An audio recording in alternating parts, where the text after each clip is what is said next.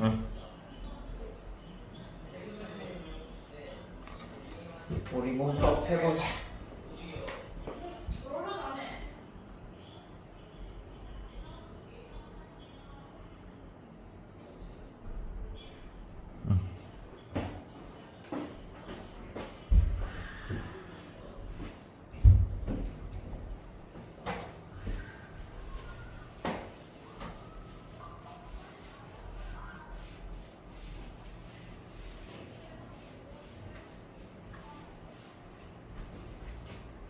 설비중학교 뭐 솔깃마을 다들 나루마을 솔깃마을 사나?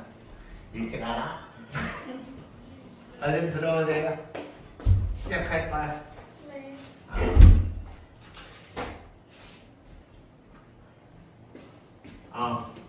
수연이도 휴대폰 대고.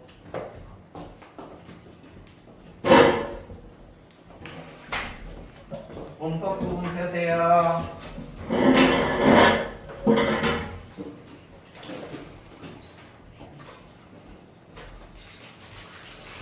이거 드실래요? 어떤 거? 네. 하나만 주세요. 시시.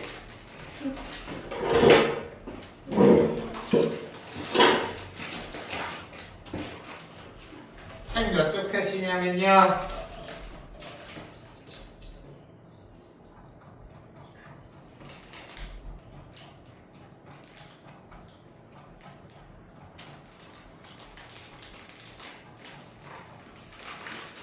음. 38쪽.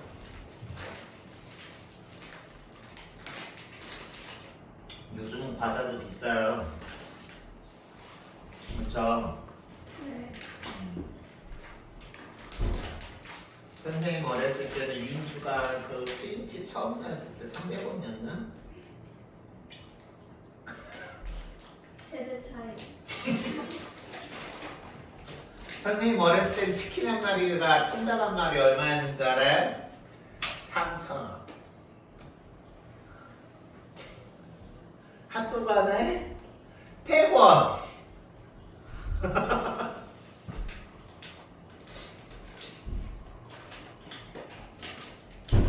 봅시다. 여기 볼까요?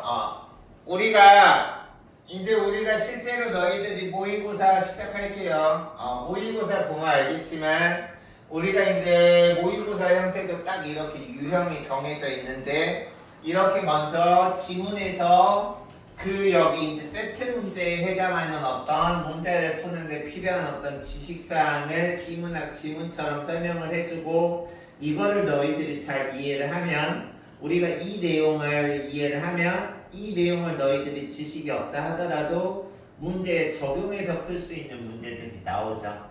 그래서 여기서는 지금 보면 우리가 처음 보게 되는 거는 그러한 유형이라고 보시면 되겠습니다. 보면요, 의문문은 일반적으로 화자가 청자에게 질문을 하여서 대답을 요청하는 문제인데 여기서는 지금 기본적으로 의문문은 의문형 종결함이 혹은 문말 억양에 대해서 실현된다. 문말 억양이 내려갈 수도 있고 올라갈 수도 있고. 그래서 여기 지금 보면 크게 의문문을 여기서는 5가지로 나눴는데요. 첫 번째 판정 의문문, 그리고 두 번째 설명 의문문, 그리고 세 번째 선택 의문문, 그리고 네 번째 메아리 의문문, 그리고 다섯 번째는 자문이라고 있는데 어딨냐? 자문.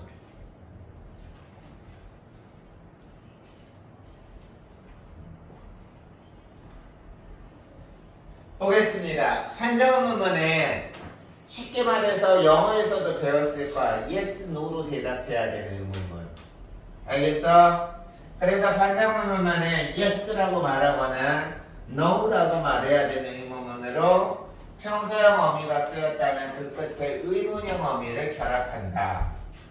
다음 설명 의문문은 말 그대로 내용 설명을 요구하는 것으로 문말 억양이 약간 내려간다.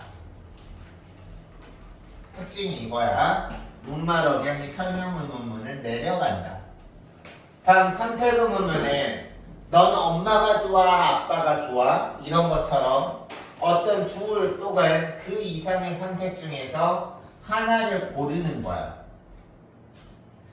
근데 여기서 너희들이 파악해야 되는 거는 선택 의문문은 설명 의문문과 유사한 부분도 있고 판정 의문문과 유사한 부분도 있을 거야.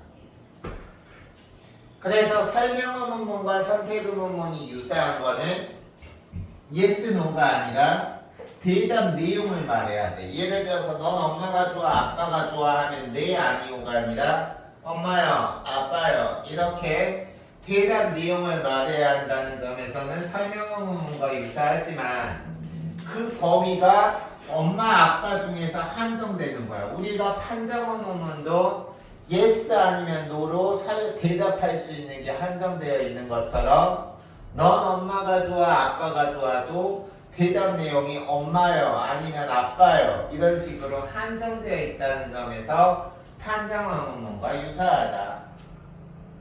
다음 메아리 의문문은 상대방의 말을 확인하기 위해서 되풀이해서 의문문이다. 예를 들어서 너희들이 선생님한테 선생님 되게 못생겼어요 이렇게 얘기를 한다고 했을 때 내가 너희들한테 내가 못생겼다고? 이렇게 대답하는 게 메아리 의문문이야. 그럼 메아리 의문문은 내가 내용을 못해서 못 들어서기도 하지만 내가 동의할 수 없을 때 왜? 선생님은 선생님이 생각할 때 내가 정혜인보다 잘생겼다고 생각하기 때문에.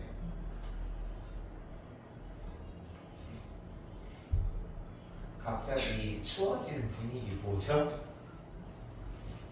그리고 또 하나 내용이 의외의 사실이라는 걸 말하기 위해서. 됐어요? 그래서 아까 내가 말한 것처럼 내가 못생겼다고? 이런 식으로 메아리 문문은 강하게 올라간다. 다음 자문이라는 거는 자기가 자기에게 질문하는 거죠. 그래서 우리가 자문이라는 거는 우리가 여기에도 나와 있지만 자기가 자기 스스로를 믿지 못할 때 사용하는 의문문이야. 즉 내가 과연 이것을 할 수 있을까? 이런 식으로 내가 나를 스스로 믿지 못할 때 자신에 대한 확신이 없을 때 많이 사용합니다. 그래서 여기 보면 자문이라는 거는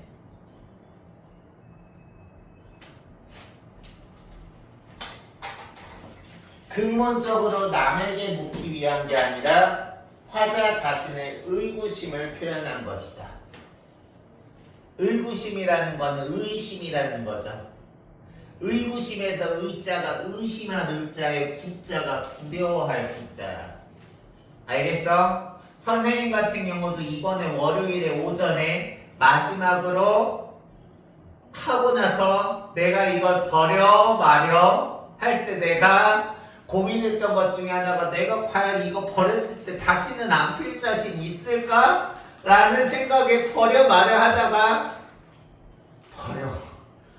나가서 너 언제 그 죽을 때까지 이거 피다 나 골고거리면서 평생 골고거리다가 살 수는 없어. 라는 확신까지는 아니고요. 이번에는 한번 도전해봐야겠다는 생각에 하면서 그렇게 내가 과연 이거 버렸을 때 다시 안 살 수 있을까? 라는 의구심을 했을 때 내가 나한테 질문할 수 있는 거죠. 다행히 아직까지는 성공.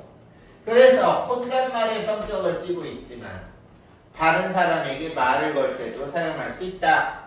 그래서 지금 여기까지 내용은 1번 문제를 풀 때 우리가 적용해야 되는 내용이고 여기 한편부터는 중세국어의 의문문에 대해서 2번 문제에서 적용이 되는 거죠. 그래서 한편 15세기 의문문은 즉 중세국어겠죠. 15세기니까 너희들 고등학교 가면 문법 특히 중요하다. 그래서 이제 다른 선생님 강의도 마찬가지고 선생님도 이제 여기서 올해 특별한 일 없으면 올해 근무할 거야. 그래서 이제 방학 같은 경우에 뭐 특강을 하게 될 수도 있을 것 같은데 너 선생님은 개인적으로 물론 너희들이 시간이 돼서 문학 특강, 비문학 특강, 문법 특강을 다 듣는다면 되게 좋지만 현실적으로 그 세 개를 다 듣는 게 비현실적이라고 가정을 하면 선생님은 개인적으로 추천하고 싶은 건 고등학교 올라가면 문학보다 비문학이랑 문법이 어렵거든. 그래서 그런 부분은 미리 좀 잘 가져두기를 개인적으로 권장하고요. 여기 지금 중세국어 문법 중에서 의문문이 나와 있습니다.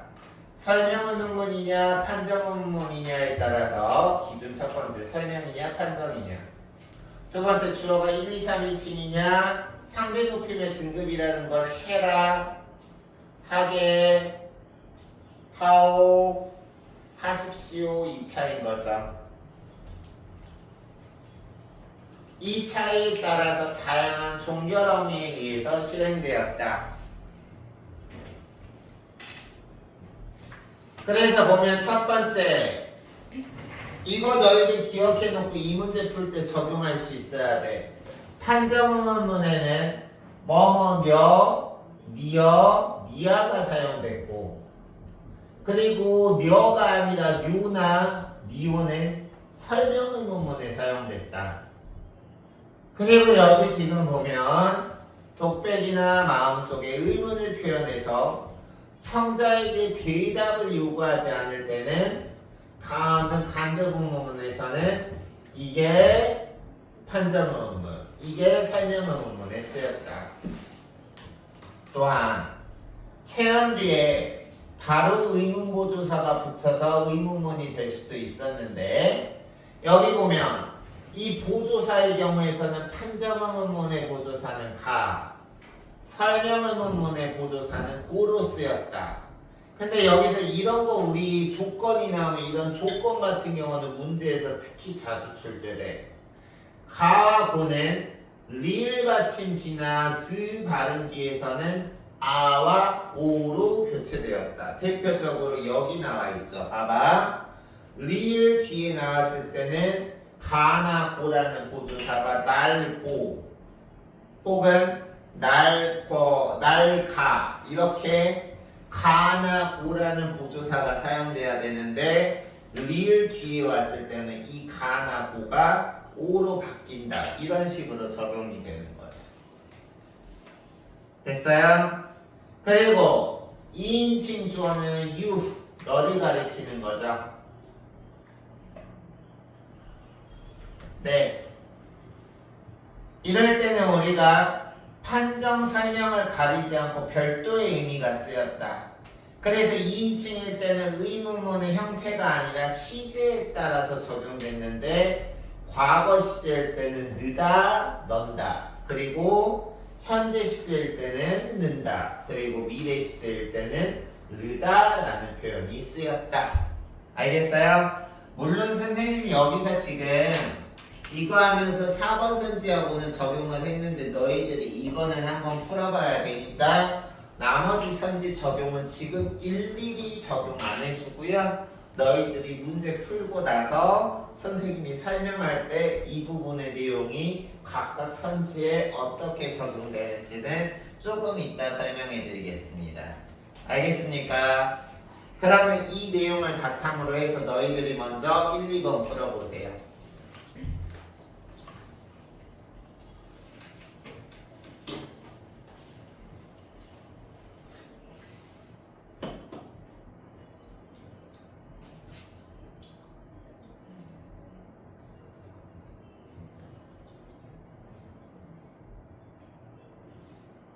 주연아 이걸 왜 먹어? 쉬어.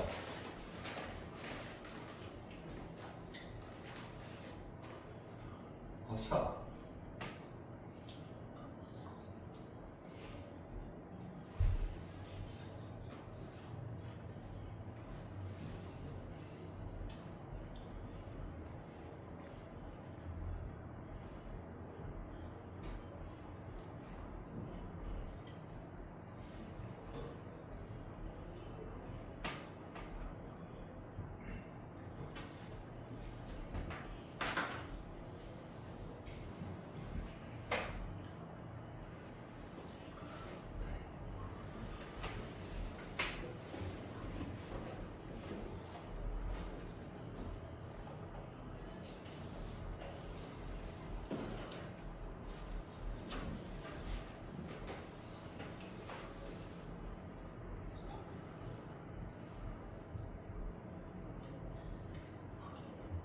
다음 친구는 선생님 보시면 돼요.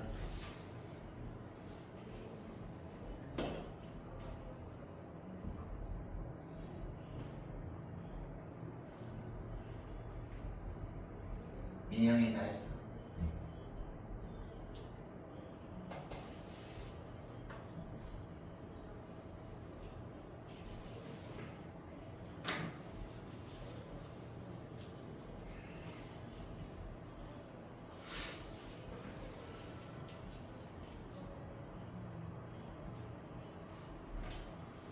주윤이랑 윤주도 다 했어요? 유찬이는? 그래, 같이 봅시다. 1번. 먼저 1번 보면 이 1번 문제 같은 경우는 각각의 의문문이 여기 지금 이제 우리가 아까 선생님이 설명하면서 5가지 의문문 번호 매겨졌죠? 왜 이게 번호 매겨졌어?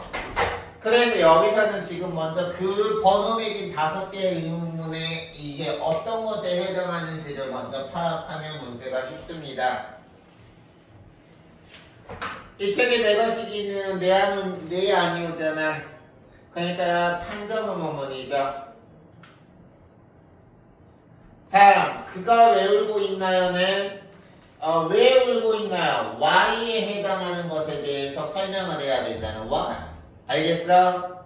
그러니까 이거는 설명 의문문.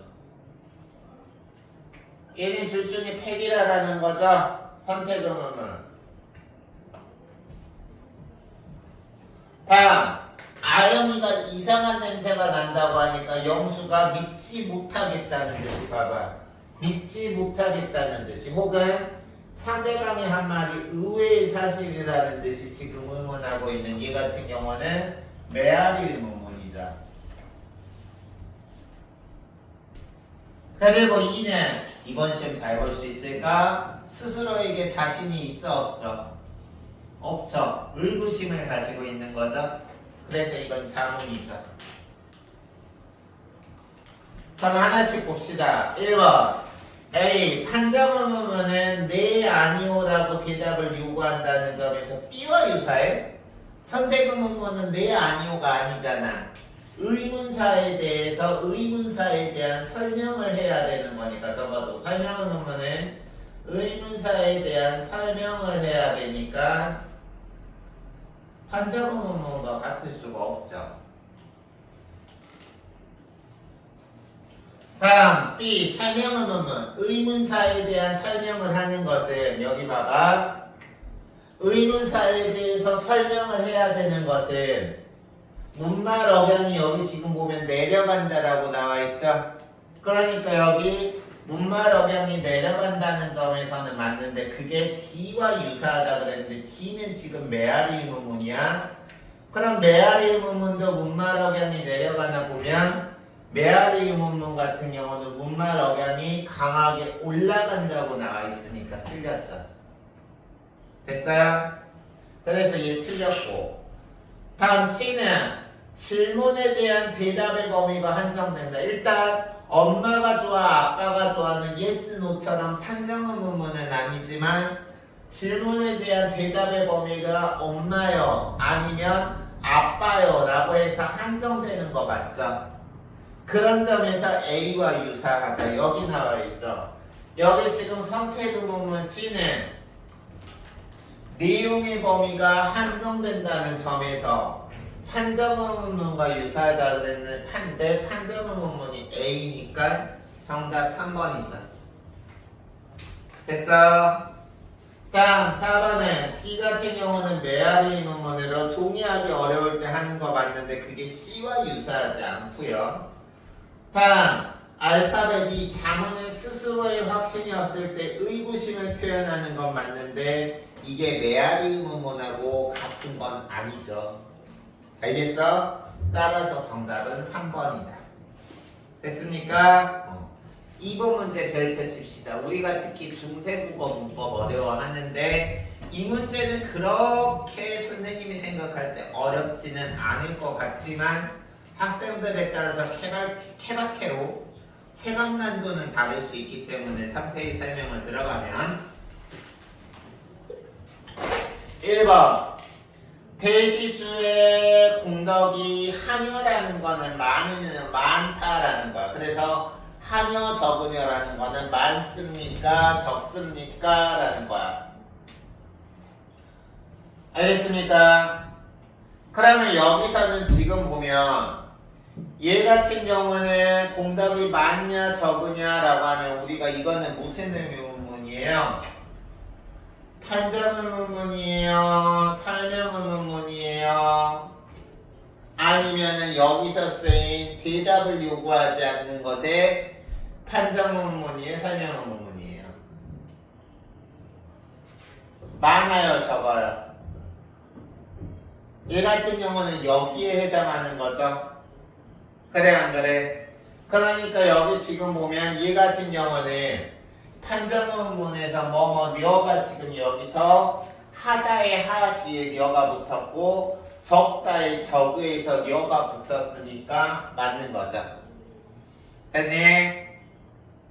다음 2번 얻는 약이 무엇입니까? 라고 해서 여기서는 고가 붙었어. 이건 뭐냐면 여기서 고는 문장에서 고를 지금 보면 이 고는 의문보조사가 붙은 거야. 됐어? 봐봐 여기 봐봐. 동그라미 치세요. 체언 뒤에 의문보조사가 붙었다. 우리 체언이 뭡니까? 체언의 대표적인 세계품사 뭐예요? 명사, 대명사. 결국 내가 다 말하잖아. 명사, 대명사, 수사를 우리가 합쳐서 체언이라고 하죠.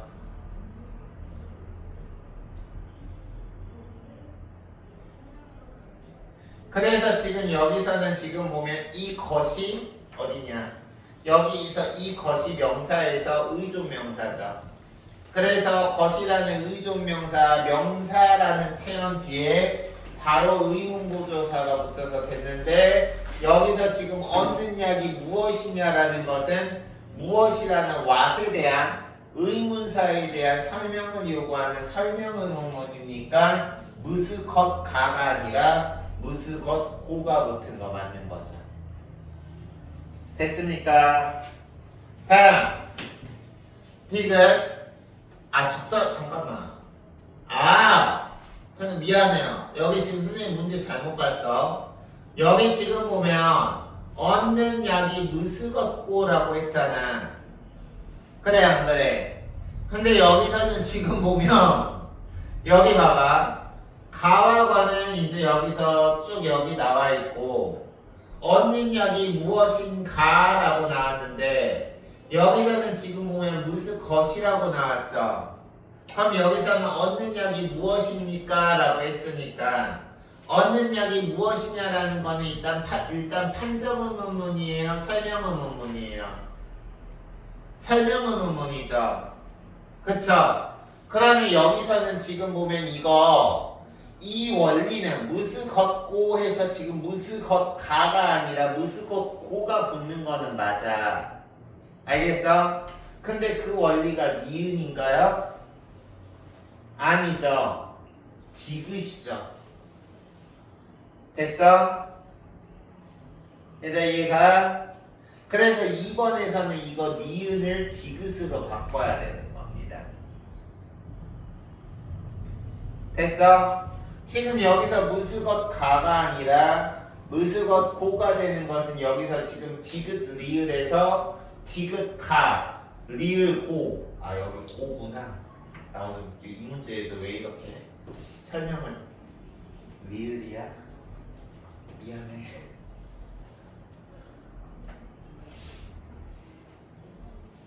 리을이야. 지금 설명 다 해놓고 지금 이거에서 선생님이 그치. 그래서 여기서 2번이 정답인데 이거는 선생님이 지금 설명 정확히 했고 이것에 대응되는 게 기억 니은 디귿 리을에서 니은이 아니라 리을이죠.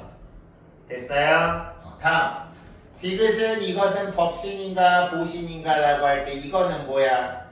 이거 같은 경우는 우리가 여기 디귿에 해당하면서 판정의문문이야.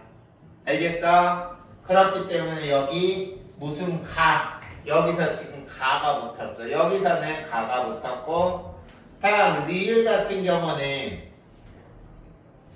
여기서 같은 경우는 지금 보면 어느 날고 할 때 원래대로 하면은 이거 어느 날이라는 의문사 뒤에서 의문사를 설명하는 설명 의문문이니까 어느 날 고인데 리을 뒤에는 오로 교체되었다 해서 고가 오로 교체되었으니까 이 리을에 해당하는 설명 맞죠?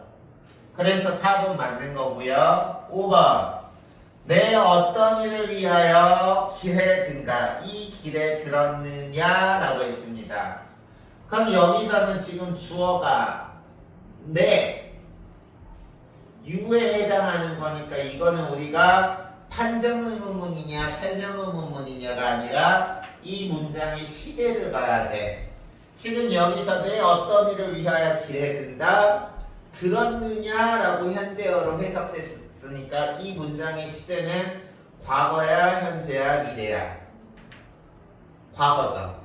들었느냐. 과거 시제 선어 발음이 어시 쓰였잖아. 그러니까 이거 같은 경우는 과거 시제니까 느다 아니면 던다야. 그래서 여기서 길에 들다 해서 느다가 쓰였죠. 그래서 여기서 미음 맞는 거죠. 됐어요? 그래서 이 문제에서 적절하지 않은 것은 2번이 되겠습니다. 됐습니까? 그러면 3번부터 5번까지 풀어보세요.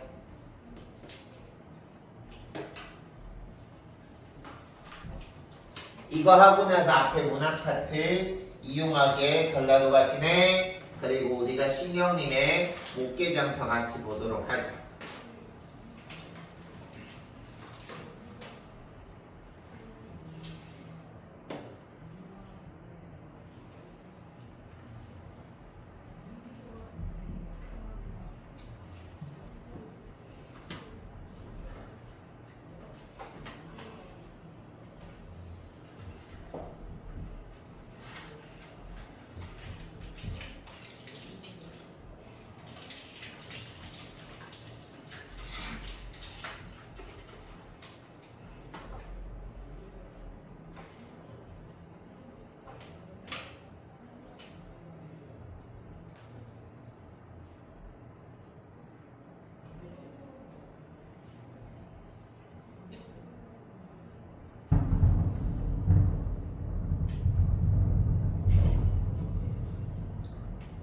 너희들은 집 가깝나요? 우산 있나요? 잘.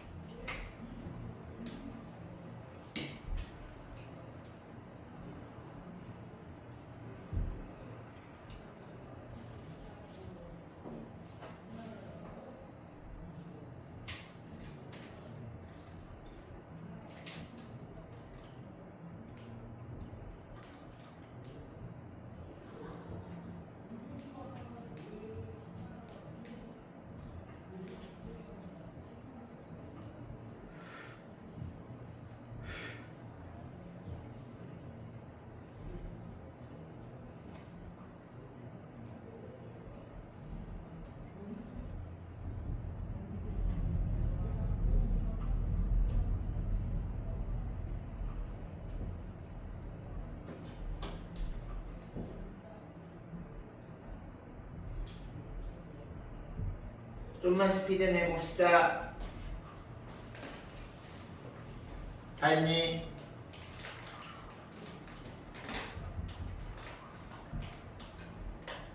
1분만 더 드릴게요.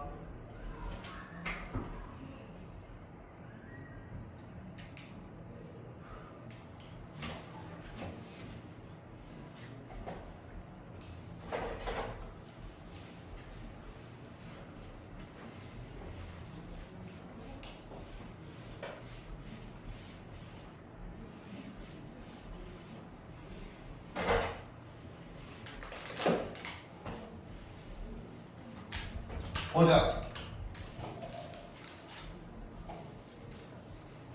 먼저 3번.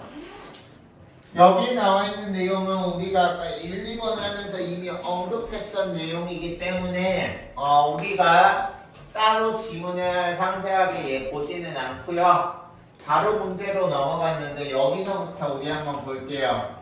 여기 보면 이제 대략적인 내용만 보면 의문문의 판정, 설명, 선택으로 나눈다라고 기본 정보 나와 있고 하지만이라고 해서 우리가 하지만 다음부터 우리가 비문학에서도 중요 내용이 나오기 때문에 여기서부터 잘 숙지하면 되죠. 하지만 어떤 의문문은 형태는 같지만 상황이나 억양에 따라서 어떨 때는 판정 의문문 yes, no로 대답을 해야 되고 어떨 때는 우리가 어떤 의문사에 대한 설명을 요구하는지 yes, no로 대답을 할 수도 있고 의문사에 대한 설명을 할 수도 있는 두 가지도 모두 다 이해할 수 있는 의문문이 있을 수 있다. 이것을 고르라고 했는데 몇 번이라고 하셨나요? 그쵸? 여기는 예를 들어서 내가 수업하다가 너희들한테 무슨 소리를 듣고 나서 얘들아 밖에 누구 왔니? 라고 하면 너희들 네, 아니요? 이렇게 대답할 수도 있지만 이 의문사에 대해서 설명을 해주면서 내가 너희들한테 밖에 누가 왔니? 하면 영희 왔어요. 철수 왔어요. 이렇게 대답할 수도 있는 거잖아. 그래 안 그래? 그렇기 때문에 이게 바로 판정과 선택 의문문 아니 판정과 설명 의문문 두 가지로 해석할 수 있는 걸로 정답은 1번이고요. 2번은 무슨 의문문인가요? 미안. 2번 무슨 의문문인가요? 판정 의문문이죠. 네, 아니요 라고 대답할 수 있으니까. 다음 이번 수업 내가 수업 끝나고 나서 선생님이 작곡하면서 너희들한테 이번 수업 재밌지 않았니? 그럼 너희들이 네! 라고 할 수도 있고 극적이면서 이렇게 아니요 라고 할 수도 있잖아. 그래서 우리가 얘 같은 경우는 설명 의문문이고 아니 판정 의문문이고 다음 이 부서의 정원은 몇 명에 대한 설명을 해서 뭐 몇 명이요 라고 해서 우리가 몰라요 라고 할 수도 있고 몇 명입니다 라고 할 수 있으니까 4번은 설명 의문문이죠. 다음 5번 내가 그것도 못 사줄 거 같니? 이건 뭐예요? 판정이죠. 네, 너 못 사줄 것 같아. 아니요? 아니 그렇게 생각하지 않아요. 오해하지 마세요. 네, 아니요 라고 대답할 수 있죠. 그래서 얘도 판정이죠. 그래서 정답 1번입니다. 다음 보도록 할게요. 4번 보기의 내용을 참고해서 기억 니은에 해당하는 문장을 짝지어라 라고 했는데 사실 여기서는 이 부분이 포인트긴 한데 한번 전체 같이 볼게요. 보기에서 윤수와 여원이는 길에서 다음과 같은 현수막을 보고 대화를 나눴다.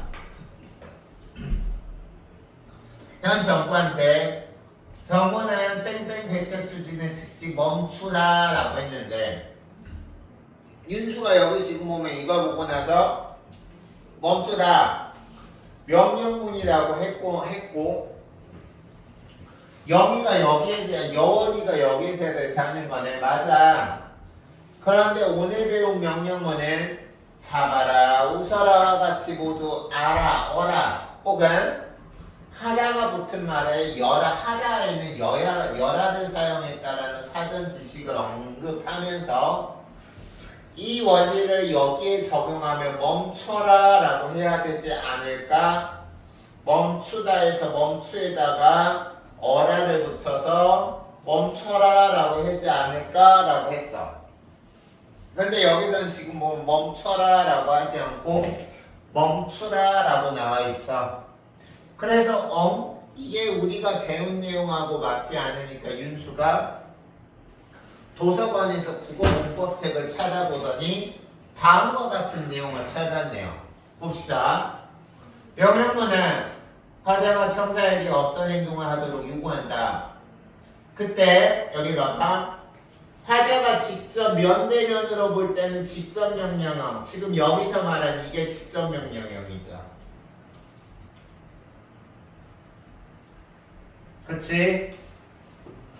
근데 여기 우리가 문맥상 보면 직접적인 대면 상황이 아니 이거 지금 인쇄매체나 구호잖아. 인쇄매체나 구호적으로 간접적으로 할 때는 간접명령형을 사용할 때는 이때는 용언의 어간 여기서 지금 전부는 땡땡 대책을 멈추라 해서 용언의 어간은 멈추다 해서 멈추죠. 여기다가 을화를 붙이는 거야. 그럼 우리가 멈추라가 되는 거죠.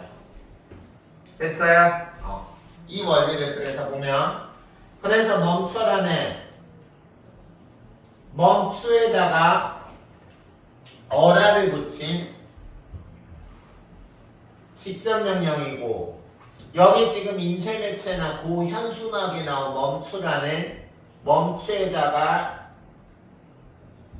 이걸 붙인 간접 명령이라는 거야. 알겠습니까? 그럼 정답 몇 번인가요?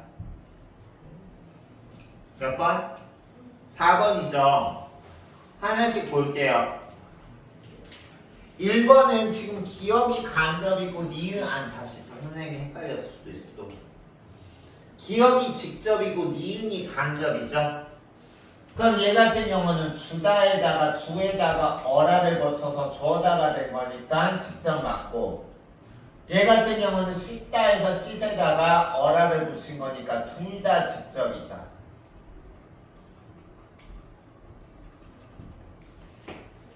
다음 적절한다라는 쓰라 같은 경우는 쓰에다가 으라를 붙여서 쓰라가 된 거니까 얘는 간접 얘는 이렇게 해서 쓰어가 써가 된 거니까 얘는 직접 순서가 바뀌었죠. 다음 얘는 살다에서 살이라는 어간에 으라를 붙였으니까 간접 얘는 살아라에서 살에다가 아라를 붙였으니까 아라어라 직접 역시 뒤에 앞뒤가 바뀌었고요. 얘는 답하다에서 답하에다가 아라여라에서 여라를 붙였으니까 직접 얘는 답하다에서 답하라는 어간에다가 으라를 붙인 거니까 간접 4번이 정답이죠. 5번은 뭔가요? 천천히 먹어라 천천히 먹여라라고 했는데 이거는 둘 다 간접이야 직접이야? 둘 다 먹에다가 뭐뭐 어라 여라를 붙였죠. 그러면 얘는 둘 다 직접이죠. 만약에 이게 간접이 되려면 먹에다가 으라를 붙여서 먹으라 라고 해야 천천히 먹으라 라고 해야 우리가 이래야 간접이 되는 거죠. 알겠습니까? 됐니? 그러면 우리가 다음 문제 보기 전에 사고 문제 보다 보면 여기 용언에 어간이라는 말이 있는데 나도 같이 웃자. 왜? 바다가 너무 커서. 나도 손 쪼개서 먹으면 되지. 나는 그거 한 입에 들어갈 것 같은데. 너희들은 제일 좋아하는 과자가 뭐야? 그거야? 선생님은 뭐 제일 좋아하냐면 그거 선생님이 좋아하는 과자 한 봉 먹으면 밥 3공기보다 칼로리가 많아요. 무슨 말인데요? 그거 하나 먹으면 밥 3공기 이상 먹는 거랑 똑같아. 하나에 그거 한 봉 먹으면 한 통 먹으면 1244칼로리야. 프링글스? 아니 최고다 이제. 개맛있어. 나 가끔씩 한 번 꽂히면 그거 2통 3통도 먹어요. 한 번. 여기서 우리 어간 한번 볼 텐데 우리가 어간과 어근의 차이를 구별할 수 있어야 돼. 빈칸에다가 한번 필기하면서 구별해 봅시다.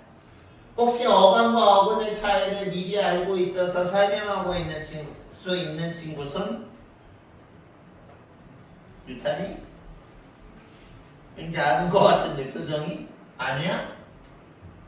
다른 친구 중에 혹시 아는 친구 없어요? 아는데 대답 안 하는 거 아니야? 주연아? 어강이라는 거는 우리가 짝을 이루는 표현이 어미와 우리가 대비를 이루는 개념이고요.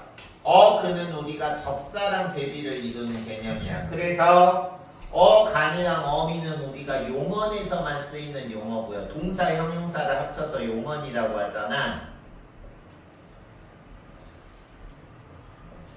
동사, 형용사를 합쳐서 용언이라고 하는데 어간이랑 어미라는 개념을 짝으로 쓰이고요. 이 어근이랑 접사는 우리가 단어를 단위로하고 복합어를 나눌 때 파생어나 합성어로 우리가 단어를 만들 때 여기에서 쓰는 표현이 우리가 어근과 접사입니다.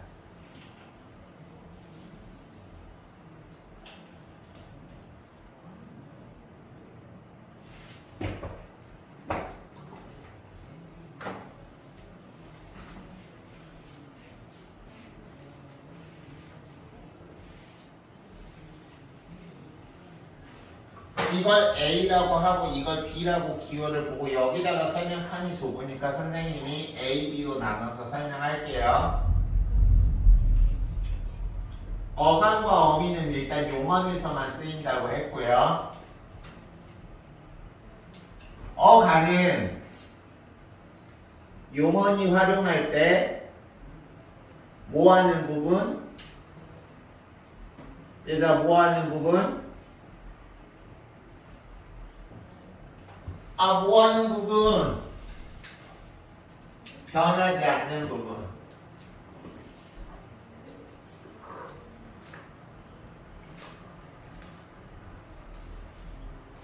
예를 들어서 우리 먹다라는 단어를 보면 먹다, 먹고, 먹지만 먹을지라도 먹었는데 해서 먹은 변하지 않죠. 그게 어간이야. 근데 우리가 먹다에서 다는 먹다 먹고 먹지만 먹었는데 먹었고 라고 해서 다는 자유롭게 바뀌죠. 다가 어미야. 그래서 어미는 용언이 활용할 때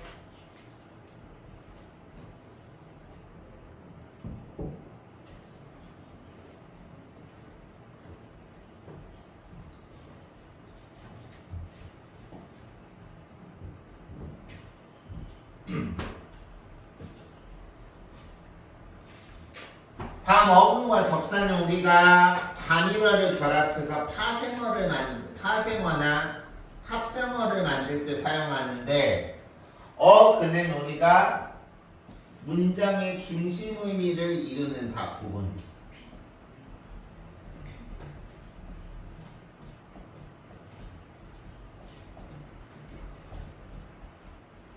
예를 들어서 우리가 어근과 접사를 보기 위해서 파생어 중에 군살이라는 파생어를 하나 예를 들게요. 우리가 특히 여학생들은 다이어트에 관심이 많은데 다이어트의 목적이 군살을 빼는 거예요. 알겠어? 그러면 여기서 우리가 군살에서 문장의 이 군살이라는 단어에서 문장의 중심 의미를 이루는 단어는 군이니 살이니? 살이죠. 수많은 살 중에서 군살인 거야. 우리가 군이라는 단어는 말 그대로 베이크드, 구웠다라는 의미도 있지만 군이라는 거는 쓸데없는 이라는 뜻도 있어요. 뭐 군소리, 군살할 때 군은 쓸데없는 이라는 뜻을 가진 접사야. 그래서 우리가 접사는 어근 앞뒤에 붙어서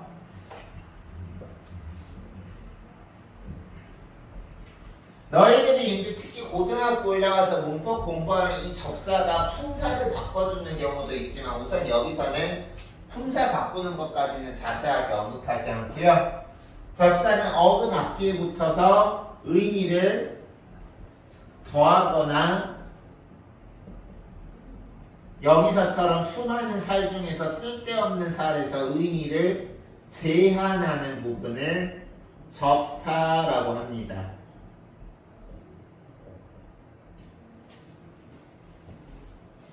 그래서 너희들 영어 단어 공부할 때 막 접두사, 접미사 이런 거 공부하잖아. 그래 안 그래? 이 접사가 어근 앞에 붙으면 접두사인 거고요. 접사가 어근 뒤에 붙으면 접미사인 거야. 두자가 머리 두자거든. 그래서 접사가 머리, 어근 앞에 붙으면 대가리에 있는 거야. 접두사. 여기서 구는 그래서 접두사야. 알겠어요? 그리고 우리 선생질 하면 선생님이 하는 가르치는 일을 비하할 때 선생질이라 그러죠. 무슨 질 하면 약간 비하의 의미가 있잖아. 그럼 여기서는 우리가 선생이 어근이고 이 질이 앞에 있는 어근을 약간 비하하는 의미를 갖는 접사인데 어근 뒤에 있죠. 이럴 때는 접미사라고 하는 거예요.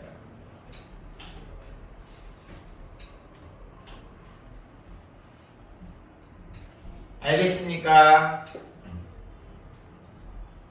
여기까지 4번 문제를 통해서 같이 꼭 알아둡시다. 됐습니까? 필기한 거 지워도 돼?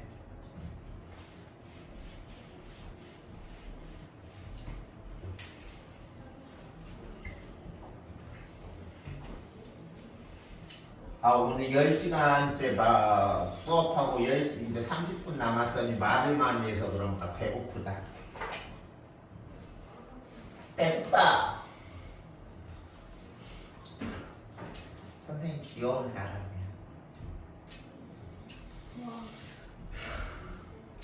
갑자기 내가 내 스스로에 대해서 빡친다. 선생님 나이가 몇인데 지금 이러고 있니? 다음 보겠습니다. 5번. 기억 미음에 대한 설명으로 적절하지 않은 것이라고 배웠는데요. 이거는 여기 지금 보면 일단 직접 발언해.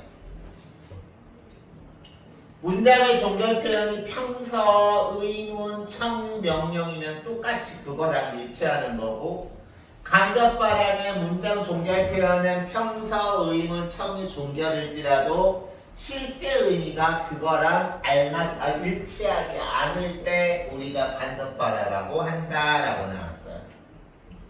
됐습니까? 그럼 한번 보겠습니다.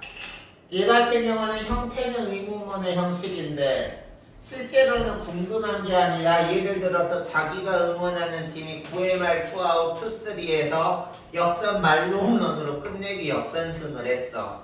이럴 때 얘기할 수 있죠. 그래서 이건 감탄이죠. 됐어요? 맞고 다음 니은 같은 경우는 여기 좀 청소해 주시겠어요? 라는 거는 형태는 의문문이지만 얘들아 청유와 명령의 차이가 뭐야? 머리 굴려봐. 청유와 명령의 차이가 뭐야? 청유는 요청인데 명령은 가요? 물론 그 대답도 잘한 대답인데요. 청유는 함께 하자는 거고요.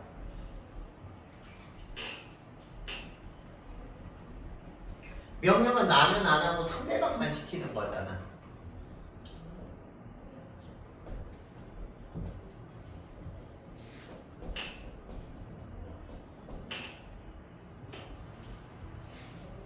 그럼 여기서 니은 같은 경우 여기 좀 청소해 주시겠어요? 하는 거는 청유인가요? 명령인가요?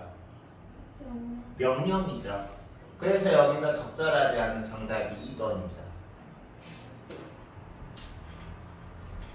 단디귿. 자, 참다. 거기요. 잠 좀 잡시다. 라고 하는 거는 우리가 명령할 실제 형식을 let's sleep together. 같이 자자는 뜻인데 실제 뜻은 상대방하고 같이 자자는 게 아니라 제발 입 좀 다물어. 이 소리잖아. 그러니까 명령 맞죠? 됐어? 다음. 얘 같은 경우는 형식은 의문이고 실제도 의문문으로 형식과 의도가 같은 얘는 직접 발하죠. 나머지 1, 3, 4, 5, 1, 2, 3, 5는 간접 발하고. 알겠네?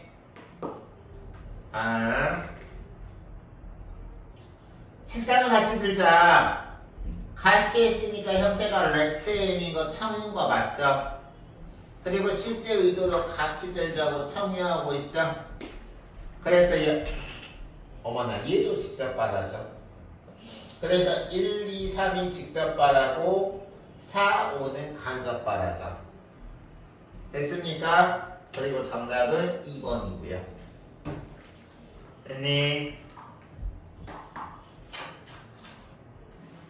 여기까지 됐어? 그 다음에 이제 우리 마지막으로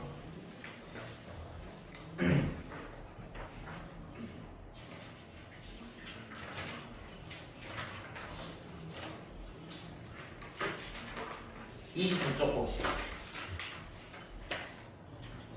이제 화장실 1분만 갔다 올게요. 너희들도 숨 좀 돌리세요.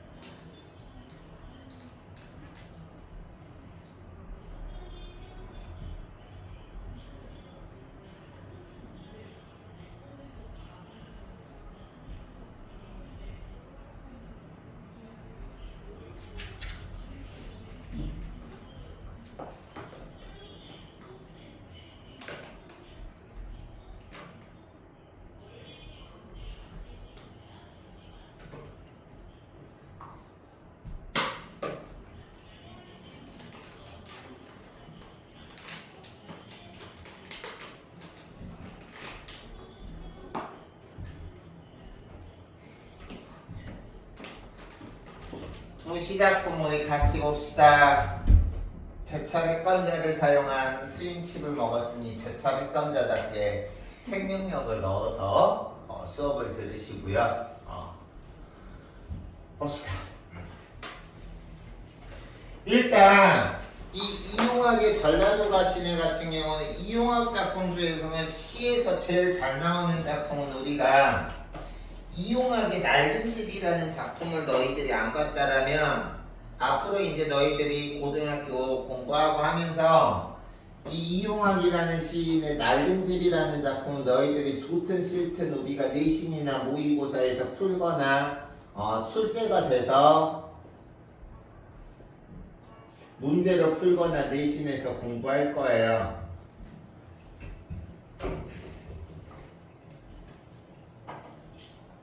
이용학 작품 시인은 일제시대라는 어떤 시대적 배경에서 해체된 가족 공동체를 마주해서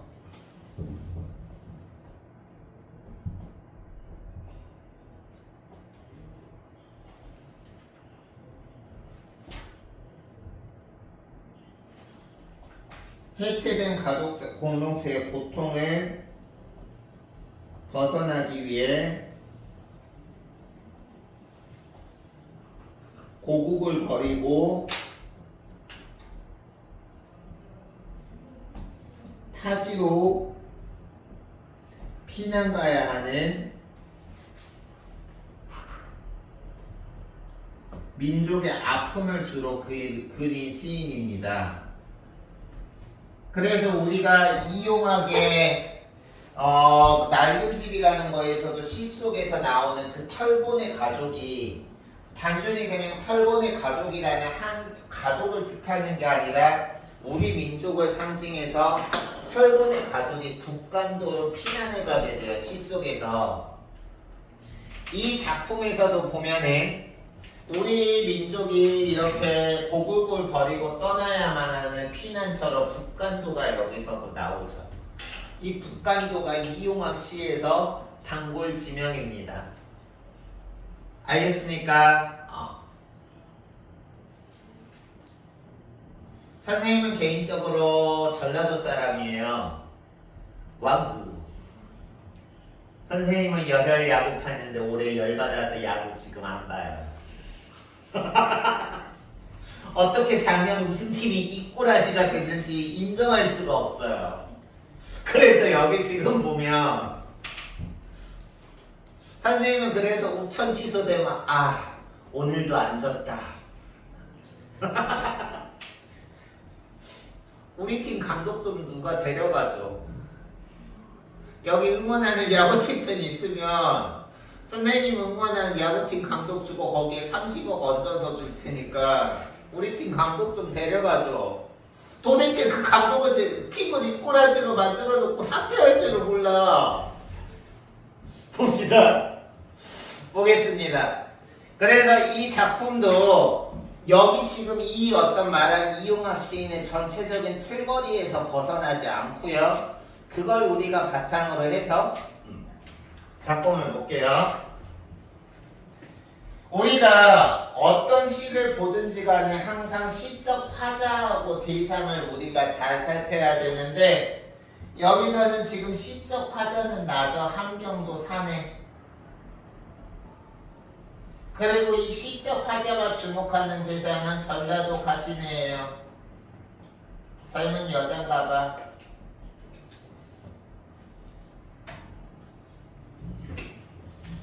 그래서 여기 보시면 얼룩 쪽에 입맞추면 잘한다. 눈이 바다처럼 푸를 뿐더러 까무스레한 내 얼굴 이 가시네야 라고 말을 하고 있습니다. 여기서는 지금 보면 화자가 바라보고 있는 시적 대상의 외양을 묘사하고 있어요.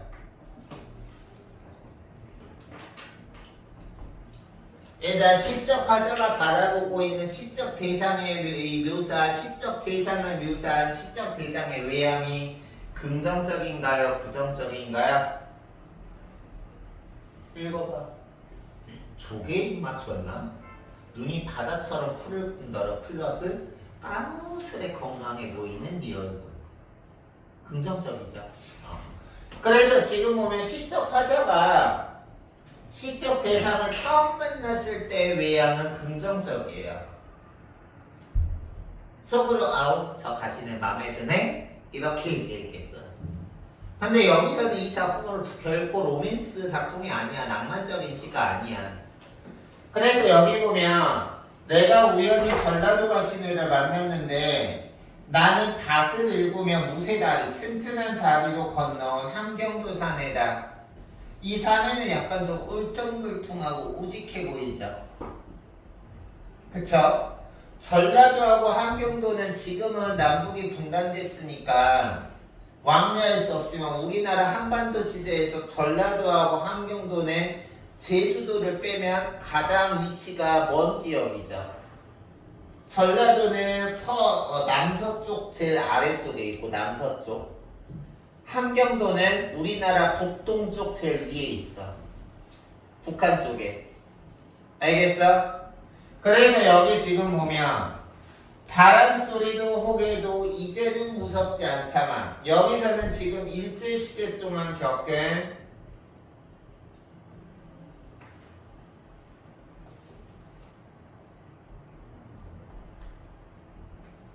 순환이야. 화자가 겪은 순환이야. 내가 일제시대 때 웬만한 시련은 다 겪어봐서 바람소리도 호개도 이제는 무섭지 않다만 그리고 웬만한 시련에는 단련이 돼서 어두운 등불 안개처럼 자욱한 시련조차도 나는 무섭지 않고 달게 마시겠다만 내가 심한 시련을 겪는 거는 어떤 시련도 괜찮지만 어디서 흉참한, 흉측하고 참혹한의 줄임말이죠. 흉참한, 흉측하고 참혹한.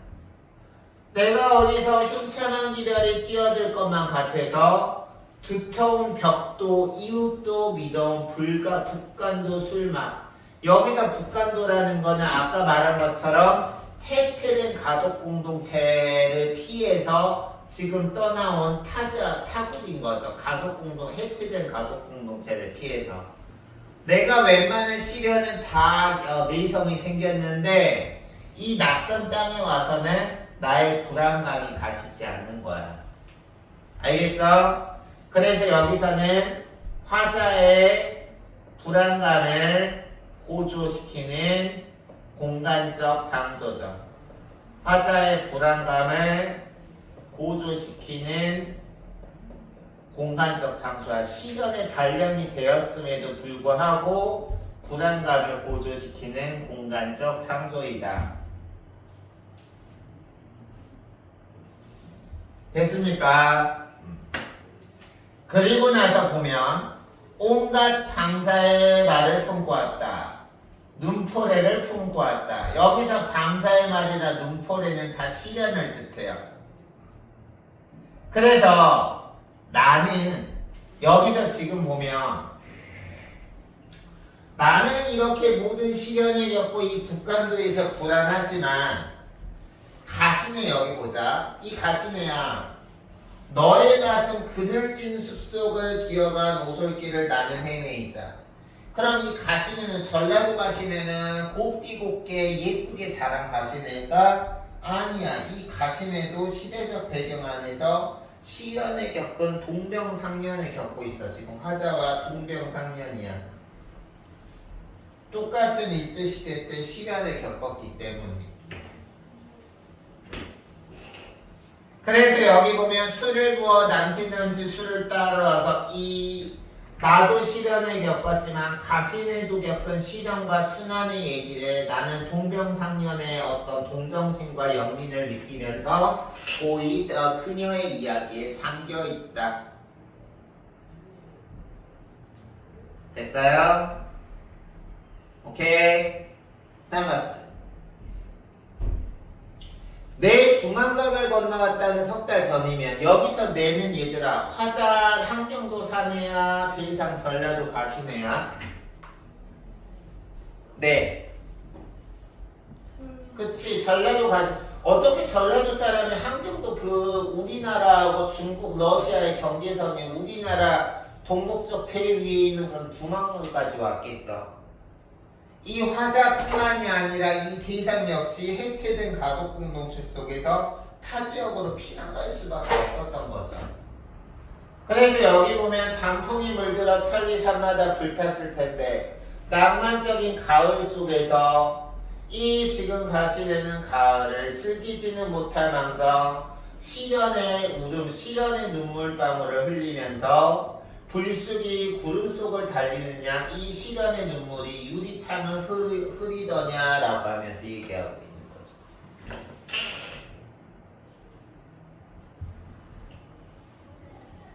그래서 우리가 1년에서 1, 2행에서 묘사하고 있는 가시네의 외양 묘사는 긍정적이었는데 이 가시네도 화자처럼 동병상련을 겪고 있구나.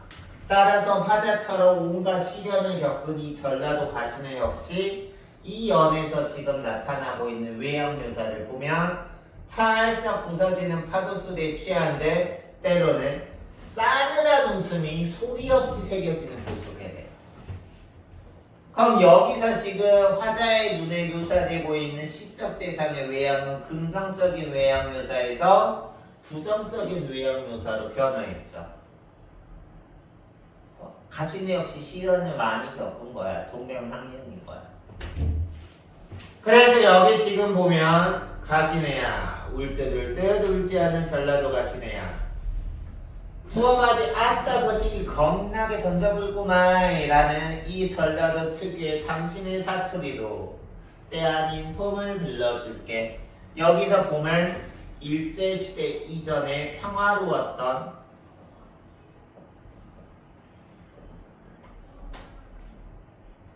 기억의 공간이죠. 그리고 다시 오기를 소망하는 소망이자 동경의 순간인 거죠.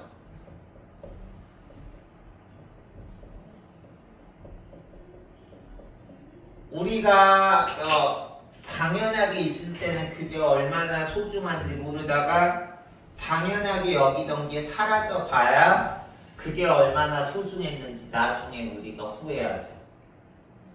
인간이라는 존재는 원래 그래요. 알겠어요? 근데 살아보니까 세상에 당연하게 존재하는 건 하나도 없더라. 알겠어? 됐어요. 그래서 여기 보면 손때 수줍은 분홍된 기 휘휘 날리며 잠깐이라도 너의 나라. 여기서 너의 나라 이퀄 봄이죠. 일제시대 이전에 평화로웠던 순간으로 되돌아가길 바라렴. 너는 잠시나마 일제시대 이전의 평화로운 공간으로 돌아가시고 이윽고 얼음길을 밟으면 나는 시련이 가득한 벌판에서 시련을 극복하겠다는 의지적인 자세가 나타나 있죠.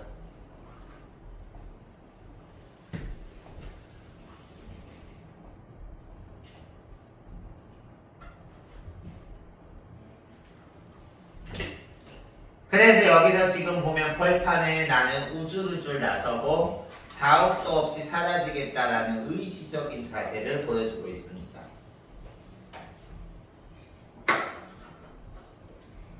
알겠습니까? 이해되니? 그래서 이 작품은 거기 아래 보시면 다음 페이지 시적 화자가 처한 상황은 유랑하던 화자가 전라도 가시네를 만났고 화자가 처한 상황에서 느끼는 정서나 태도는 서로에 대한 위로. 이게 선생님이 설명한 표현 방법에 따르면 동병상련의 태도죠. 그리고 고통스러운 운명 극복의 다짐이다. 마지막 면에 우쭐우쭐 벌판에 나설 게다 라고 말을 하고 있었죠. 그쵸? 그러면서 북간도로 떠밀려간 그 파괴된 가족 공동체, 민족 공동체를 감당해야만 했던 우리 민족의 비극적인 삶이다. 이해가나요? 그럼 오른쪽 작품 보겠습니다. 이 작품 설명까지 하고 마치고 과제 같은 거 안내해 드릴게요. 이 작품 같은 경우는 얘들아 제목이 신경님의 목계장터야. 우리가 장터, 너희들 옛날 시장 혹시 가본 적 있어요? 마트 이런 데 말고? 옛날 시장은 우리가 날마다 시장이 장이 서나요? 우리가 옛날 시장은 보통 매일 이렇게 장이 서는 게 아니라 상인들이 5일장이라고 들어봤니? 예를 들어서 뭐 3, 8일 하면 뒷자리가 뭐 매달 3일, 8일, 13일, 18일, 23일, 28일 이렇게 장이 열리는 거야. 그럼 그 장이 열리면 그 지역에 있는 사람만 물건을 사고 파는 게 아니라 외지에서 온 사람도 다른 지역에서 온 사람도 그 지역에 와서 잠시 물건을 사고 팔러 갔다가 다른 지역으로 떠나고 이러는 거야. 다시 말해서 우리가 시 속에서 옛날 장터의 이미지가 나타난다라는 거는 정착의 이미지라기보다는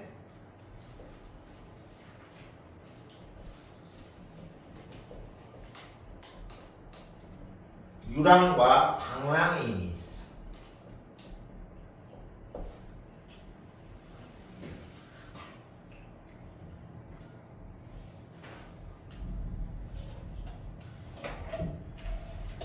그래서 보시면 여기선 너희들이 내가 이렇게 표시할 거야.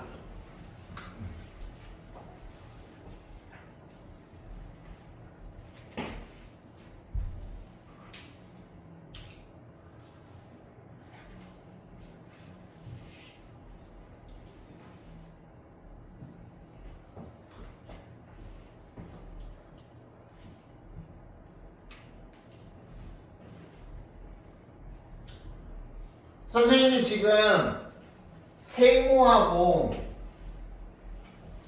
동그라미로 구별을 해서 몇 개 중요한 시어들의 표시를 했는데 세모는 화자의 현재 상황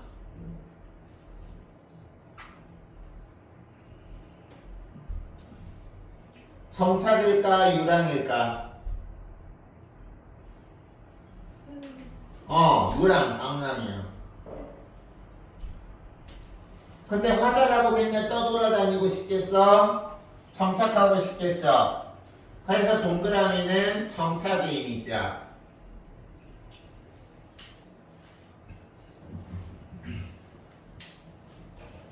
그래서 어떤 사람, 여기서는 지금 자연이 나와 있는데 어떤 사람들은 나더러 지금처럼 방랑하라 하고 어떤 사람들은 나보고 현재 처지에서 벗어나서 정착하라고 하네.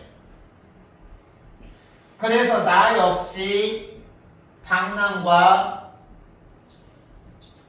정착 사이에서 갈등하는 거야.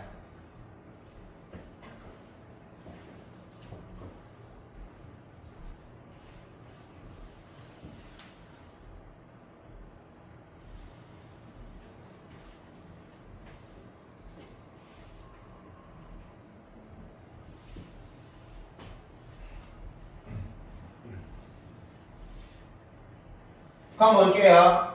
천년부터 하늘은 날더러 구름이 되라 땅은 날더러 바람이 되라 하네. 성령응령 떠 비계인 나를 잡초나 있게는 잔바람이 되라 하네.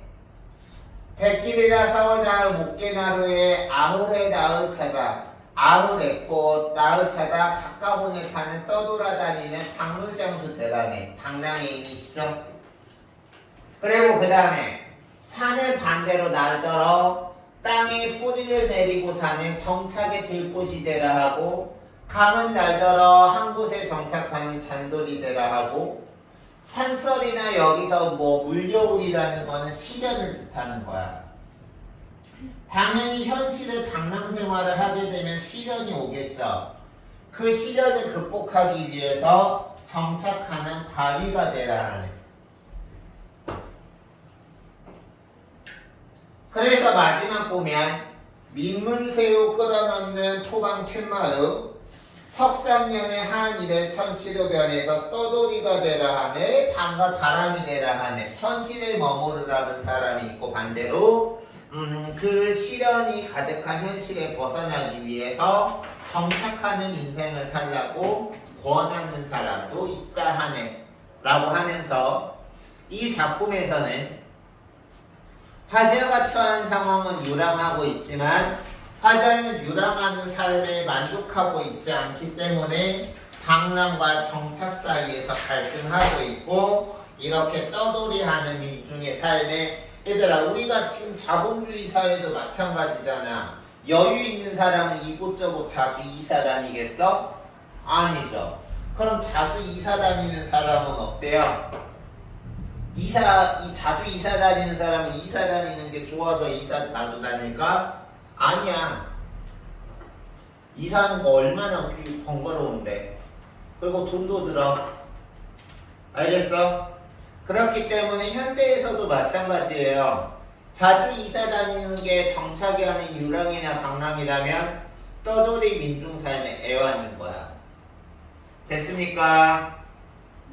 얘들아 됐어요? 우리 한번 문제까지 풀어볼까? 시간 있는데. 문제도 어차피 과제니까 문제로 내드리죠. 오늘 수업은 여기까지 하고요. 선생님이 잠깐 하나 보여줄 게 있어. 오늘 추가로 선생님이 한 거니까 뭐 문제는 너희들이 과제로 하시고요.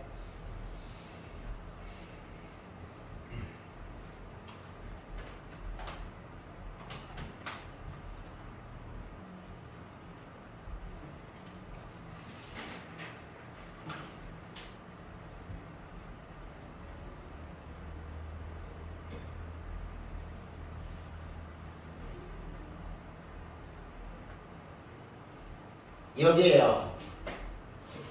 여기 문법 뭐 이거는 너희들이 4주차 같은 경우는 8월 교재니까 이거 같은 경우는 선생님이랑 전이니까 깔끔하게 이 교재부터 이거 우리가 문법 우리 안푼 문제 풀려는 거고요. 비문학 같은 경우는 4주차 과제학습 역시 안 푼 거 풀려는 거고 선생님이 전에 학원에서도 클리닉 이렇게 다 했기 때문에 문자는 보내봤는데 이 학원에서 구체적인 그 돌아가는 게 지금 처음이다 보니까 문자가 좀 모르겠어. 너희들이 다를 수도 있는데 쉽게 말해서 여기 지금 문법이나 비문학 4주차 같은 경우 너희들이 8월 교재를 말을 하는 거잖아. 알겠어? 오늘 검사 안 했으니까 이거 해야지. 8월 교재 다 있죠. 민영이도 받았고. 그래서 여기서 지금 보면 문법, 비문학, 문학에서 4주차 과제 뭐 하라는 거는 8월 교재에서 말하는 거야. 알겠어? 그리고 문법에서 그 각각 뒤 아래에 있는 거 같은 경우는 너희들은 이제 선생님은 이번 주에 너희들 첫 수업하는 건데 너희들은 이제 해봤으니까 몰랐다라는 거는 말이 안 되죠. 너희들 교재 보면 앞에 차례 보면 보라색 핑크색으로 되어 있는 부분이 선생님이랑 수업하는 부분이고 한 부분이고 그리고 파란색으로 되어 있는 부분이 너희들이 과제를 해와야 될 부분이죠. 그래 안 그래? 맨 앞에 차례 맨 앞에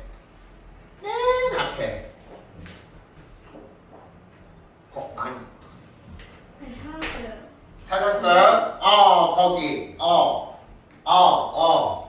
거기에 파란 부분이 과제죠. 그래 안 그래? 그래서 그 부분 잘 해오시고요.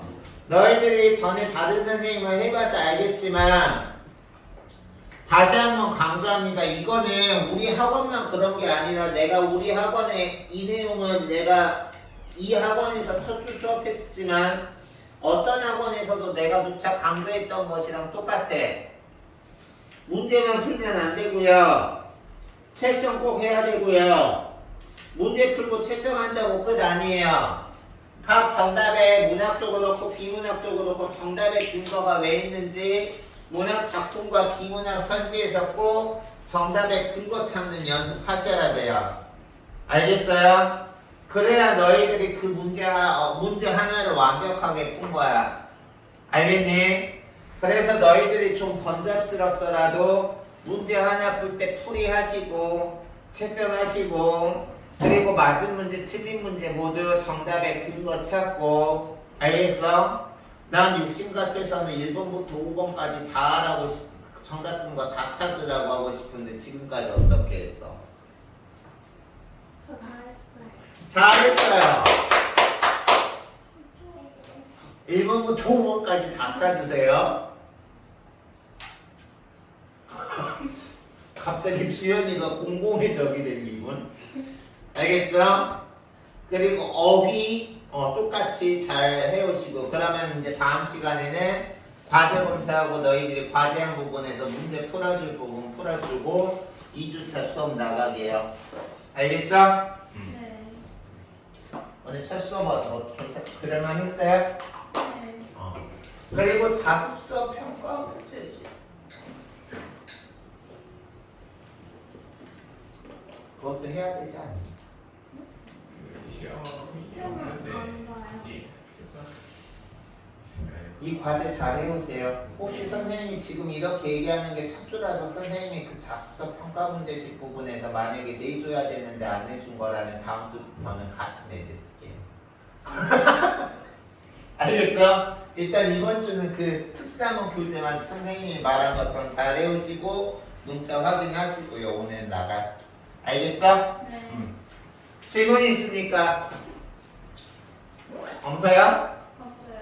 고생하셨어요. 앞에 있는 자기 휴대폰 주로 자기 거 잘 챙기셔서 하원패드 그거 하원책 꼭 전자기기로 하시고 조심히 귀가하세요. 다들 고생했어요.